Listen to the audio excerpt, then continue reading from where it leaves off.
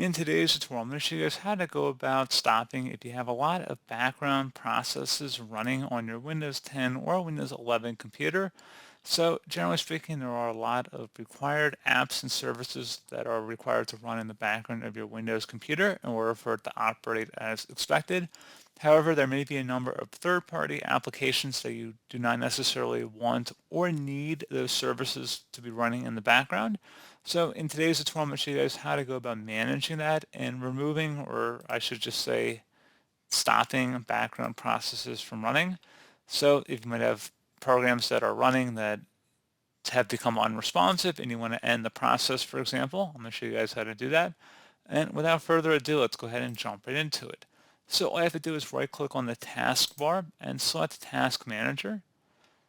And now that we're in here, under the Processes tab, you can see all the processes should be listed on the left side, as well as all the associated background processes. You can also go on Google and actually search up specific names in here that you should be able to find out exactly what they are being used for on your computer, and if they are or are not always necessary.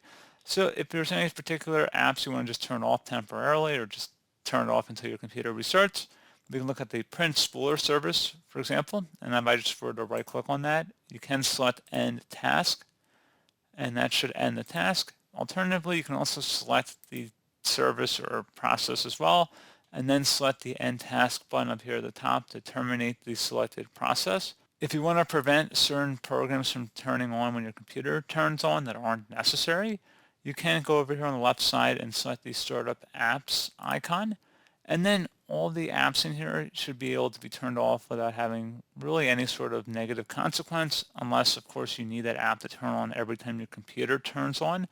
Most of these you can just select them and then select the disable option. And if you ever want to re-enable any of these when your computer turns on, you just can select it and then the enable option. Please keep in mind this isn't deleting or necessarily even disabling these programs from running on your computer. It's just preventing it from turning on every time your computer turns on, which in most cases is not necessary for most people most of the time. So pretty straightforward process, guys. I do hope I was able to help you out, and I do look forward to catching you all in the next tutorial. Goodbye.